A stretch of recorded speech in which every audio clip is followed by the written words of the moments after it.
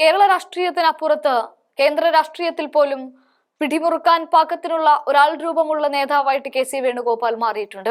ആ K C Venugopal കഴിഞ്ഞ ദിവസം തിരുവനന്തപുരത്ത് പൊളിച്ചെടുക്കുകയാണ് ഉണ്ടായത്. സംവിധാൻ ബച്ചാവോ റാലിയുടെ ഭാഗമായി സംസാരിക്കുമ്പോൾ അദ്ദേഹം ചില തുറന്നടിക്കലുകൾ നടത്തിയിട്ടുണ്ട്. കേരള രാഷ്ട്രീയത്തിലും കേന്ദ്ര രാഷ്ട്രീയത്തിലും സംഭവിക്കുന്ന ചില സംഭവ വികാസങ്ങളെ എടുത്തു കാണിച്ചുകൊണ്ട് ഇവിടെയൊക്കെ കോൺഗ്രസ് എന്ത് ചെയ്യുന്നു എന്ന് പോലും കാണിച്ചുകൊണ്ടും ഇതിനു മുൻപ് ഏത് കാലത്ത് ഇന്ദിരാഗാന്ധി അടക്കമുള്ള കാലത്ത് കോൺഗ്രസിന്റെ ഊർജ്ജസ്വലമായ കാലത്ത് എങ്ങനെ ഇതിനൊക്കെ നേരിട്ടിരുന്നു എന്ന കാര്യത്തെക്കുറിച്ചൊക്കെ കെ സി വേണുഗോപാൽ കനത്തിൽ തന്നെ കാര്യങ്ങളെ പറയുന്നുണ്ട്. ചടുലമായ വാക്പ്രയോഗങ്ങൾ നടത്തുമ്പോൾ ഓരോ ജനാധിപത്യ വിശ്വാസിയും ഉണർന്ന് പ്രവർത്തിക്കേണ്ടുന്ന സമയമായി എന്ന് മനസ്സിലാക്കാൻ സാധിക്കും. ഓരോ ദിവസം ചെല്ലുന്തോറും രാഷ്ട്രീയ കോലാഹലങ്ങൾ അരങ്ങുവാഴുന്ന ഒരു രാജ്യമായിട്ട് ഈ രാജ്യം മാറുന്നുണ്ട്. ഇവിടെ സുപ്രീം കോടതി പോലും കേന്ദ്രത്തെ മുൾമുനയിൽ നിർത്തിക്കൊണ്ട് ചില കടുത്ത വാക്പ്രയോഗങ്ങൾ നടത്തി എന്നും അത് കേന്ദ്രത്തിനിട്ട് നൽകിയ അടി ചില്ലറ എന്നുമല്ല എന്നും കെ സി വേണുഗോപാൽ തന്റെ പ്രസംഗത്തിൽ അക്കമിട്ട് നിരത്തുന്നുണ്ട്. തിരുവനന്തപുരത്ത് നടന്ന കെ സി വേണുഗോപാലിന്റെ ഉഗ്രൻ പ്രസംഗം ഒന്ന് കാണാം. സ്വാതന്ത്ര്യം കിട്ടിക്കഴിഞ്ഞപ്പോൾ ഒരു വട്ടം ആലോചിച്ചിട്ടില്ല നമ്മുടെ നേതാക്കന്മാർ. അവർ തീരുമാനിച്ചു ഇന്ത്യ ഒരു ജനാധിപത്യ മതേതര റിപ്പബ്ലിക് ആകണം എന്നുള്ളത്. അതിന്റെ അടിസ്ഥാനത്തിൽ ഭരണഘടന ഉണ്ടാകണം.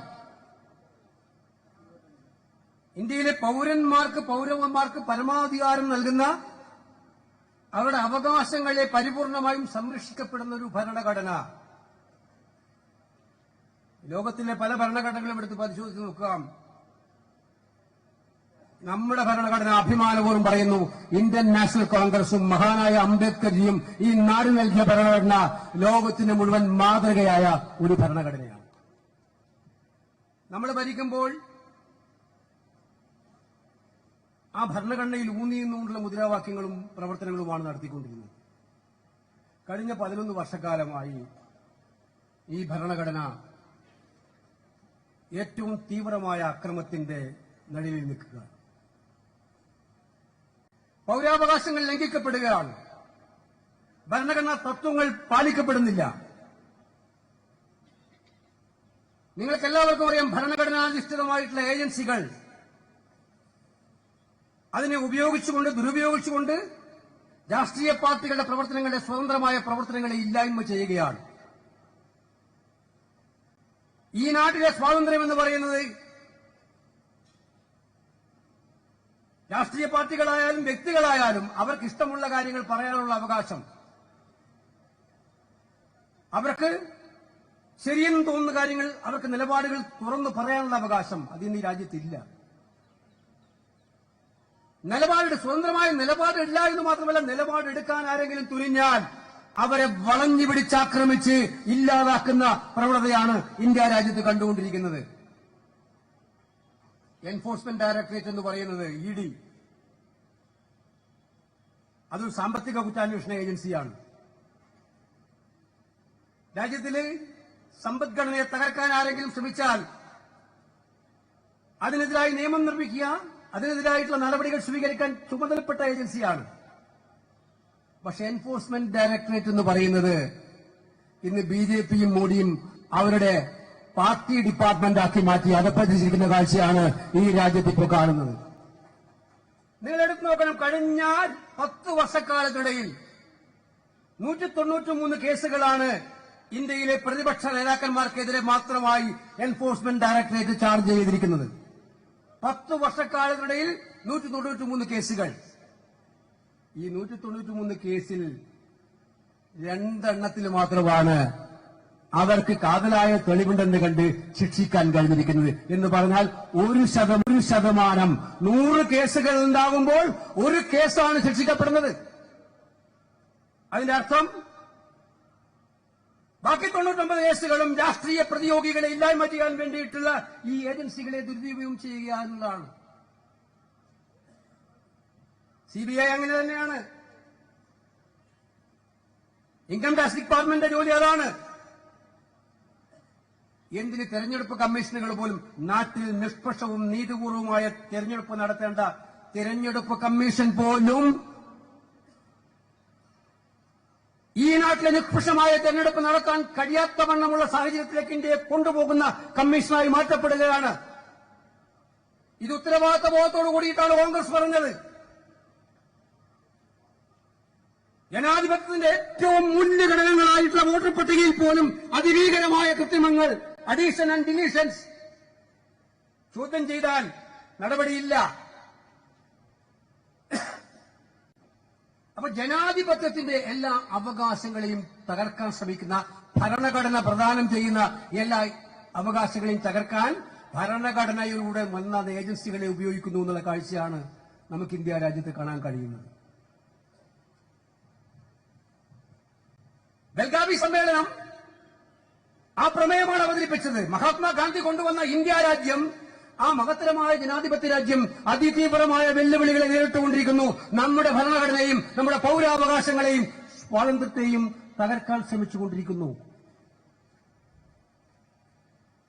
ഇതിനെല്ലാം ഉപരിയായിട്ട് ജനങ്ങളെ വിഭജിക്കാൻ എങ്ങനെ പറ്റും, അതിനുള്ള ഗവേഷണം ഓരോ ദിവസവും പുതിയ രീതിയിൽ നടത്തിക്കൊണ്ടിരിക്കുന്നു. ഈ ഗവേഷണങ്ങൾ നിസ്സാരമല്ല.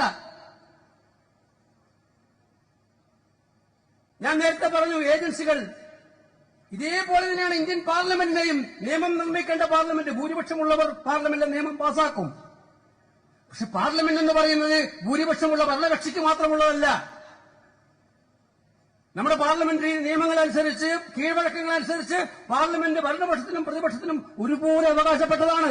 കാരണം ഇന്ത്യയുടെ ജനങ്ങളെ രണ്ടുപേരും പ്രതിനിധാനം ചെയ്യുന്നു. പക്ഷെ ഇന്ത്യയിലെ പ്രതിപക്ഷത്തിന്റെ ശബ്ദങ്ങളെ തമസ്കരിക്കാൻ, തകർക്കാൻ ഏത് വിധേനയുമുള്ള ഇറങ്ങിപ്പുറപ്പെടാണവർ. നിയമങ്ങൾ നിർമ്മിക്കുന്നത്, സുഹൃത്തുക്കളെ, പണ്ഡിറ്റ് ജവഹർലാൽ നെഹ്റുവും ലാൽ ബഹദൂർ ശാസ്ത്രിയും ഇന്ദിരാഗാന്ധിയും രാജീവ് ഗാന്ധിയും ഒക്കെ ഭരിച്ച ഈ മഹത്ത രാജ്യം, അങ്ങനെ പ്രാമാണികന്മാരായിട്ടുള്ള പ്രധാനമന്ത്രിമാർ ഭരിച്ച ഈ രാജ്യം,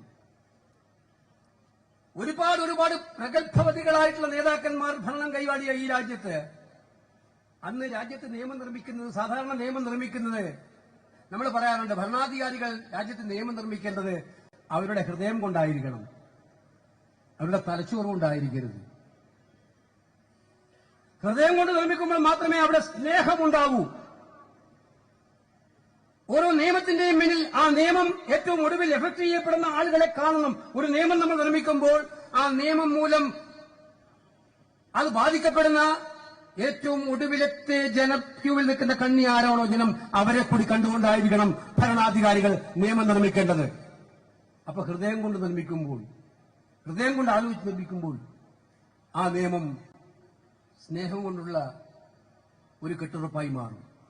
ഇത് നാഗ്പൂരിലെ തലച്ചോറല്ല ഇന്ത്യ രാജ്യത്ത് നിയമം ഉണ്ടാക്കേണ്ടത് എന്നുള്ള കാര്യമാണ് ഇന്ന് ഏറ്റവും പ്രസക്തമായിരിക്കുന്ന കാര്യം. പക്ഷെ ഇന്ന് നിർഭാഗ്യവശാൽ അതുകൊണ്ടാണ് വഖഫ് നിയമം പോലെയുള്ള നിയമങ്ങൾ രാജ്യത്ത് പാസ്സാക്കപ്പെടുന്നത്. ഇവിടെ എന്താ പ്രചരണം? രാജ്യത്തെ സ്വത്ത് മുഴുവൻ ഒരു പ്രത്യേക വിഭാഗത്തിനാണ്. നിങ്ങളുടെ സ്വത്ത് നാളെ കവർന്നെടുക്കും. ആരുടെ സ്വത്തും വേണമെങ്കിൽ വഖഫാക്കാം. ആരുടെ പ്രോപ്പർട്ടിയും, നിങ്ങളുടെ പ്രോപ്പർട്ടിയും എന്റെ പ്രോപ്പർട്ടിയും വഖഫാക്കാം. ബിജെപിയുടെയും സംഘപരിവാറിന്റെയും സമൂഹ മാധ്യമങ്ങൾ കഴിഞ്ഞ കുറെ നാളുകളായി പ്രചരിപ്പിക്കുന്ന കാര്യം അതായിരുന്നില്ലേ? ഈ ബില്ല് പാസ്സാക്കുന്നില്ലെങ്കിൽ നാളെ നിങ്ങളുടെ പ്രോപ്പർട്ടിയും വഖഫായി പ്രഖ്യാപിക്കാം. ആർക്കും സുരക്ഷിതമില്ല. ഹിന്ദു സമൂഹത്തിനിടയിൽ പോലും ഭീതിയുണ്ടാക്കി, ക്രൈസ്തവ സഹോദരന്മാരുടെ ഇടയിൽ പോലും ഭീതിയുണ്ടാക്കി ഈ നിയമം പാസാക്കി. ആ നിയമം നിങ്ങളുടെ തലച്ചോറിൽ നിന്ന് ഉത്ഭവിച്ചതാണ്. അത് ഈ രാജ്യത്ത് എന്തിനു വേണ്ടിയിട്ടായിരുന്നു നിയമം? അവിടെ ആർട്ടിക്കിൾ 26 എന്ന് പറയുന്ന നമ്മുടെ ഭരണഘടനയിലെ പ്രധാനപ്പെട്ട വകുപ്പാണ്. എനിക്ക് എന്റെ വിശ്വാസമുണ്ട്. ഞാൻ എല്ലാ മാസവും ഗുരുവായൂർ പോയി പ്രാർത്ഥിക്കുന്ന ആളാണ്. അതെന്റെ വിശ്വാസമാണ്. എനിക്ക് വിശ്വസിക്കാൻ അവകാശമുണ്ട്. പക്ഷെ ഞാൻ വിശ്വസിക്കുന്ന വിശ്വാസം പറയുമ്പോൾ എന്റെ വിശ്വാസം എന്നെ പഠിപ്പിച്ചത് ലോകാസമസ്ത സുഖിനോ ഭവന്തു എന്ന് പറയുന്ന അടിസ്ഥാനപരമായിട്ടുള്ള പ്രത്യയശാസ്ത്രമാണ്. മുസ്ലിങ്ങൾ സഹോദരന്മാർ അവർ പള്ളിയിൽ പോയി പ്രാർത്ഥിക്കും. ക്രൈസ്തവ ദേവാലയങ്ങളിൽ പോയി ക്രൈസ്തവർ പ്രാർത്ഥിക്കും. ആർട്ടിക്കിൾ 26 അതാണ്. പ്രാർത്ഥിക്കുക മാത്രമല്ല, പ്രാർത്ഥനയുമായി ബന്ധപ്പെട്ട് വിശ്വാസവുമായി ബന്ധപ്പെട്ട് ആ സമൂഹത്തിന് ആവശ്യമായിട്ടുള്ള സ്ഥാപനങ്ങൾ ഉണ്ടാക്കാൻ, ഇൻസ്റ്റിറ്റ്യൂഷൻ ഉണ്ടാക്കാൻ ഒക്കെയുള്ള അവകാശം കൊടുക്കുന്ന വകുപ്പാണ് ആ വകുപ്പ്. ഇന്ത്യൻ ഭരണഘടന നൽകിയ വകുപ്പ്. ആ വകുപ്പ് പൂർണ്ണമായി എതിർത്തുകൊണ്ടാണ് നമ്മൾ പാർലമെന്റിൽ ഞങ്ങൾ പ്രസംഗിച്ച് ചോദിച്ചു. അതിന്റെ പല ക്ലോസുകളും ഞാൻ എല്ലാം പറയാൻ ആഗ്രഹിക്കുന്നില്ല. ഒരു ക്ലോസ് മാത്രം, വഖഫ്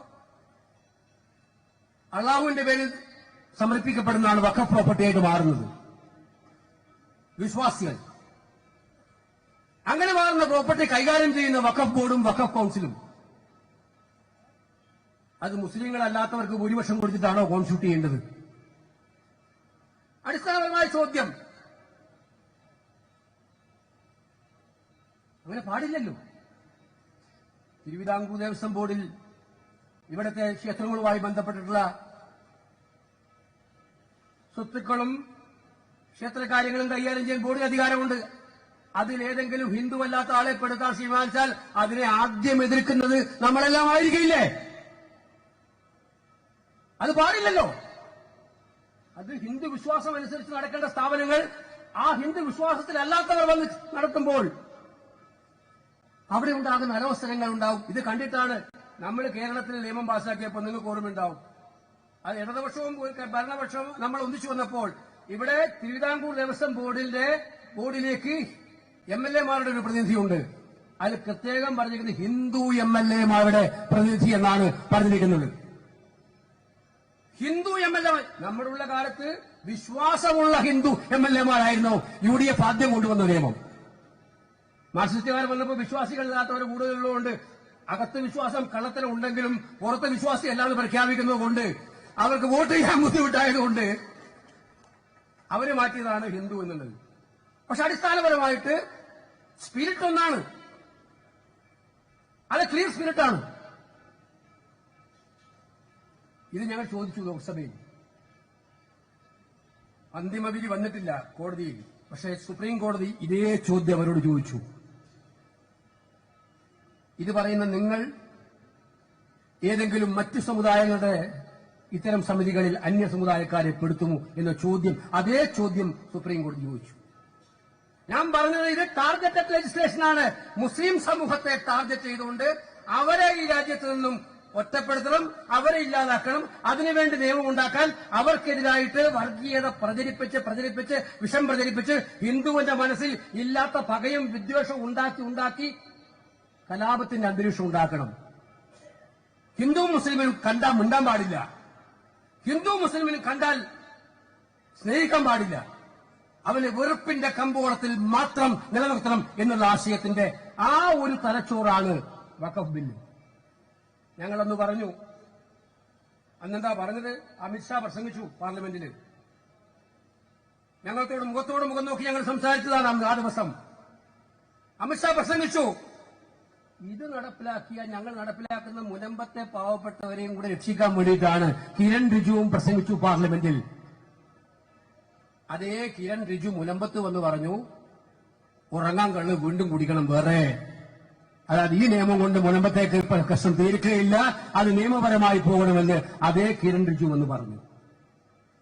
മുനമ്പം കാര്യത്തിൽ ഇരിക്കുന്ന നേതാക്കന്മാരെല്ലാം ഒറ്റ അഭിപ്രായം പറഞ്ഞിട്ടുണ്ട്. മുനമ്പത്തെ പാവപ്പെട്ട ജനങ്ങളോടൊപ്പമാണ് ഇന്ത്യൻ നാഷണൽ കോൺഗ്രസ്. ഏതറ്റം വരെയും ഞങ്ങൾ പോകുമെന്ന് പറഞ്ഞിട്ടുണ്ട്.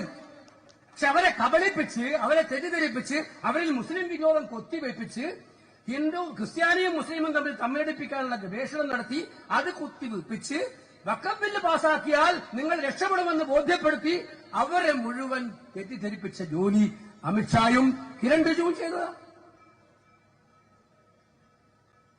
അന്ന് തന്നെ വഖഫ് ബില്ല് പാസാക്കിയ അന്ന് തന്നെ ഓർഗനൈസറിൽ ലേഖനം വരുന്നു. അതായത് വഖഫ് ബില്ലിൽ മുസ്ലിങ്ങൾക്ക് എത്ര സ്വത്തുണ്ടോ അതിനേക്കാൾ കൂടുതൽ സ്വത്തുള്ളത് ക്രൈസ്തവ സ്ഥാപനങ്ങൾക്കാണ്. അത് അന്നത്തെ ലേഖനമല്ല. 2021 ജൂണിലാണ് ഓർഗനൈസർ അത്തരമൊരു ലേഖനം എഴുതിയത്. അതായത് വഖഫ് നിയമത്തിന്റെ ചർച്ച തുടങ്ങുന്നതിന് എത്രയോ മുൻപ് തന്നെ അത്തരമൊരു ലേഖനം ഓർഗനൈസറിൽ വന്നിരുന്നു. പക്ഷെ കേരളം കണ്ണുവെച്ചിങ്ങനെ നിൽക്കുന്നതുകൊണ്ട്, നമ്മൾ എമ്പുരാനിൽ പറയുന്നത് പോലെ കേരളത്തിലേക്കുള്ള ഒരു കണ്ണിങ്ങനെ കിടക്കുന്നത് കൊണ്ട് ആ കണ്ണിന്റെ പുറത്ത് ക്രിസ്ത്യാനികളുടെയൊക്കെ രണ്ടാമത്തേക്ക് മാറ്റി. ഫസ്റ്റ് ടാർഗറ്റ് മുസ്ലിമാക്കി മാറ്റി. അതുകൊണ്ടാണ് വഖഫ് ബില്ല് കൊണ്ടുവന്നത്. പിന്നെ രാഹുൽ ഗാന്ധി അടക്കം ശക്തമായ പ്രതിഷേധം ഉയർത്തിയപ്പോഴാണ് ഓർഗനൈസർ ആ ലേഖനം പിൻവലിച്ച് തടിയൂരുന്നത്. പക്ഷെ ആ ലേഖനം അന്നത്തെ ലേഖനമല്ല, അത് 2021 ലേഖനമാണ്. അവർ കണക്കെടുത്തിട്ടുണ്ട് ഇതിന്റെയൊക്കെ എന്നാ പറയുന്നത്. അപ്പോ സത്യത്തിൽ എന്താണ് ഭരണഘടനയ്ക്കെതിരായിട്ടുള്ള കടന്നാക്രമണം, ഭരണഘടന വിഭാവനം ചെയ്യുന്ന ന്യൂനപക്ഷ സംരക്ഷണങ്ങൾക്കെതിരായിട്ടുള്ള ഏറ്റവും ശക്തമായ കടന്നാക്രമണമാണ്. ഇവിടെ കോൺഗ്രസിന് ഒറ്റ നിലപാടേ ഉള്ളൂ സ്നേഹിതന്മാരെ. കോൺഗ്രസിന്റെ നിലപാട് വ്യക്തമാണ്. ഇന്ത്യ രാജ്യത്തിന്റെ സമ്മിശ്ര സാഹചര്യം മനസ്സിലാക്കിക്കൊണ്ട് ഇവിടെ ഹിന്ദുവും മുസൽമാനും ക്രിസ്ത്യാനിയും സിഖും പാഴ്സിയും നായരും ഈഴവനും നമ്പൂതിരിയും ദളിതനും എല്ലാ സമൂഹമുള്ള രാജ്യമാണ് ഇന്ത്യ രാജ്യം. എണ്ണിയാൽ ഒടുങ്ങാത്ത ജാതിയും മതങ്ങളുമുള്ള രാജ്യം. ഇവിടെ എല്ലാ മതങ്ങൾക്കും ഒരുപോലെ സ്ഥാനം കൊടുക്കുന്ന പാർട്ടിയാണ് ഇന്ത്യൻ നാഷണൽ കോൺഗ്രസ് എന്ന് ഞങ്ങൾ ഉറപ്പിച്ചു പറയും. അതുകൊണ്ട് ആരാക്രമിക്കാൻ നിങ്ങൾ ശ്രമിച്ചാലും അവരോടൊപ്പം ഞങ്ങളുണ്ടാവും. ഇന്ന് മുസ്ലിങ്ങളെ ആക്രമിക്കുമ്പോൾ അവരെ സംരക്ഷിക്കാൻ കോൺഗ്രസ് ഉണ്ടാവും.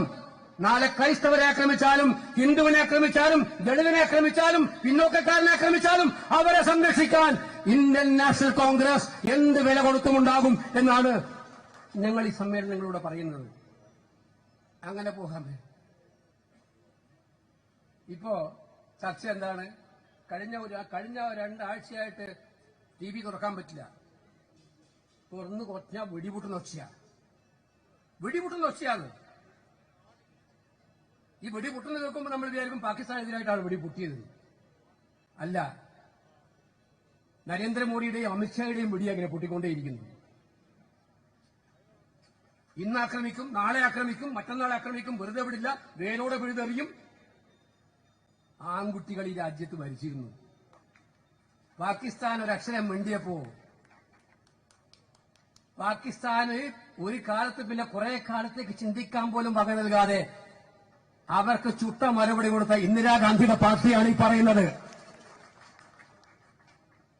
അമേരിക്കയോട് പോലും 5ാം കപ്പൽപ്പട ഇങ്ങോട്ട് വരാൻ തീരുമാനിച്ചപ്പോൾ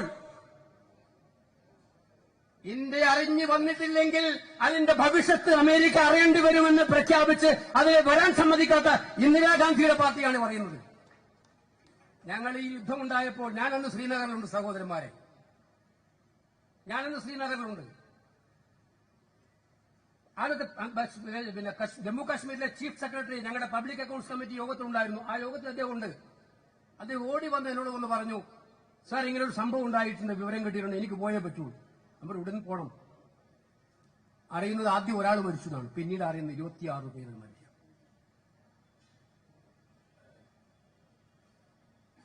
നിങ്ങൾ ഓർക്കണം, 2008 മുംബൈ കലാപം ഉണ്ടായി, മുംബൈ ഭീകരാക്രമണം ഉണ്ടായി. 2008 മുംബൈ ഭീകരാക്രമണം ഉണ്ടായി. ഇപ്പോൾ സോഷ്യൽ മീഡിയയിൽ പ്രചരിക്കുന്ന ഒരു വീഡിയോ ഉണ്ട്. അന്നത്തെ ഗുജറാത്ത് മുഖ്യമന്ത്രിയുടെ പ്രസംഗം.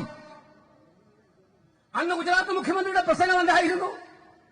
അതിർത്തി മിസ്റ്റർ മൻമോഹൻ സിംഗ് ജി, അതിർത്തി നിങ്ങളുടെ കയ്യിലാണ്, ഇന്ത്യൻ സേന നിങ്ങളുടെ കയ്യിലാണ്, അധികാരം നിങ്ങളുടെ കയ്യിലാണ്. നിങ്ങൾക്ക് എന്തേ പാകിസ്ഥാന്റെ മുന്നിൽ ഇങ്ങനെ മുട്ടുപറക്കുന്നത് എന്നാണ് അന്ന് ഇത് ബോംബെ ഭീകരാക്രമണം നടന്ന് 2ാമത്തെ ദിവസമാണ് ഗുജറാത്ത് മുഖ്യമന്ത്രി നരേന്ദ്രമോദിയുടെ പ്രസംഗം. ഇപ്പോഴും നിങ്ങൾക്ക് പരിശോധിക്കാം.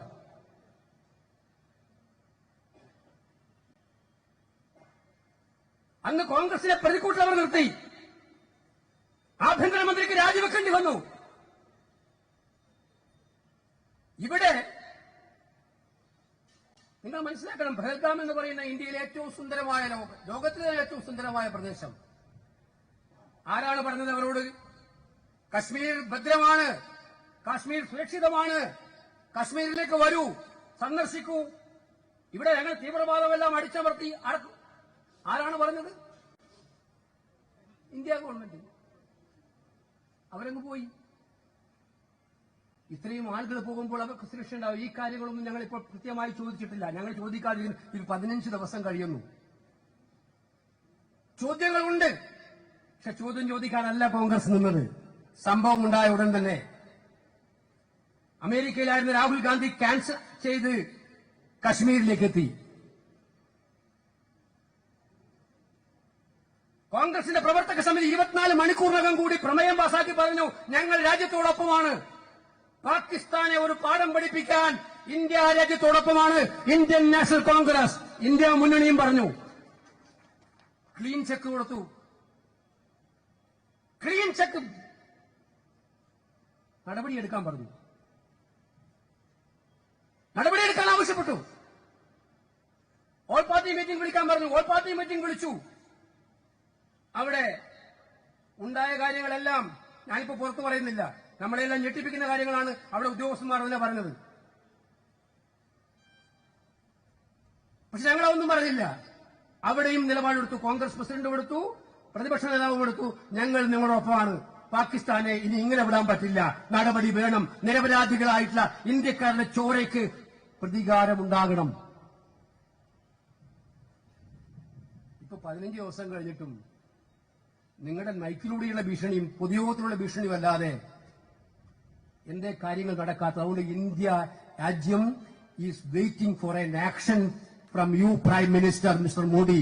നിങ്ങളുടെ വാക്കുകൊണ്ടുള്ള വെല്ലുവിളിയല്ല, പ്രവൃത്തി കൊണ്ടുള്ള നടപടിയാണ് ഈ രാജ്യം ആഗ്രഹിക്കുന്നത്. കോൺഗ്രസും ഇന്ത്യ മുന്നണിയും നിങ്ങളോടൊപ്പമാണ് പാകിസ്ഥാനെ പാഠം പഠിപ്പിക്കാൻ.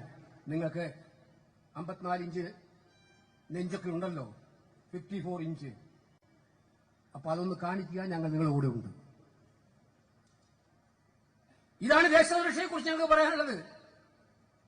കോൺഗ്രസിന് അതിനൊരു മടിയുമില്ല. മോഡി ഭരിക്കുന്നതുകൊണ്ട് കുത്തിരിപ്പ് ഉണ്ടാക്കാനൊന്നും ഞങ്ങളില്ല.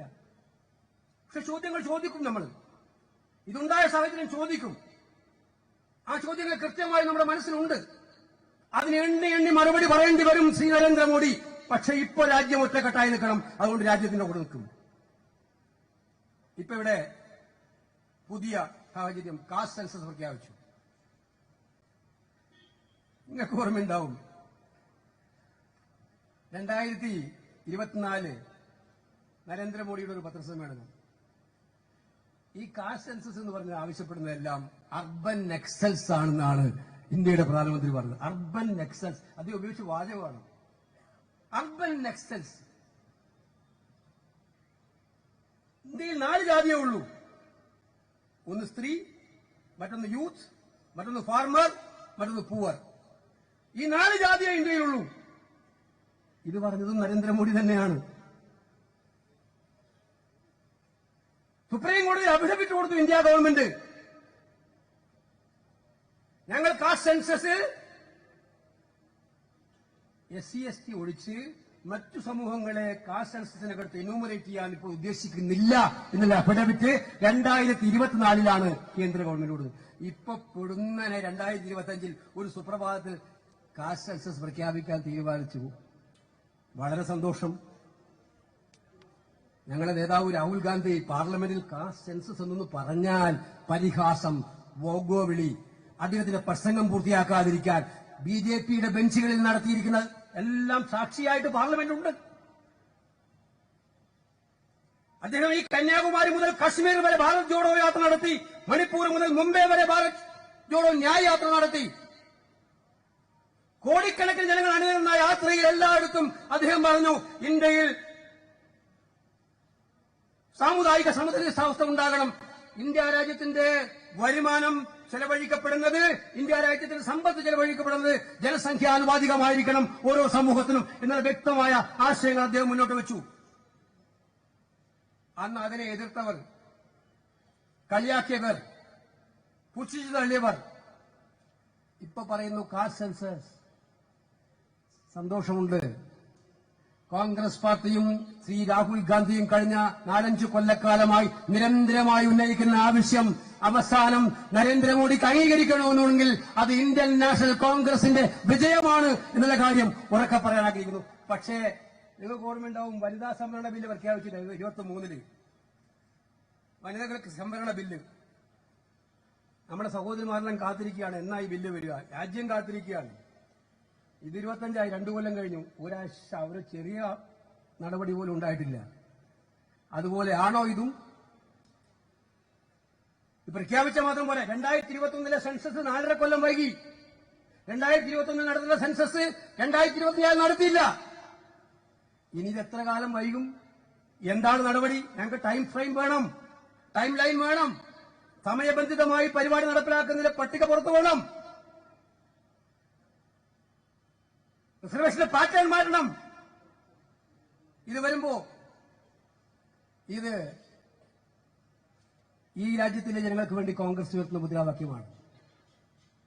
ഞാൻ പറഞ്ഞു വന്നത് ഭരണഘടനയ്ക്കെതിരായിട്ടുള്ള ആക്രമണം നടക്കുമ്പോൾ ഭരണഘടന അനുശാസിക്കുന്ന ജനങ്ങൾക്ക് രക്ഷ കിട്ടണം. ഞാൻ ദീർഘിപ്പിക്കുന്നില്ല.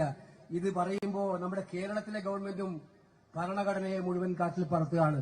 അത് അവിടെ നരേന്ദ്രമോദിക്കെതിരെ പ്രസംഗിക്കും. ഇവിടെയും ഭരണഘടന എങ്ങനെയൊക്കെ ലംഘിക്കാൻ പറ്റുമോ അത് ലംഘിക്കാനുള്ള ധൃതിയിലാണ് കേരളത്തിലെ പിണറായി വിജയൻ സർക്കാർ എന്നുള്ള കാര്യത്തിൽ സംശയമില്ല.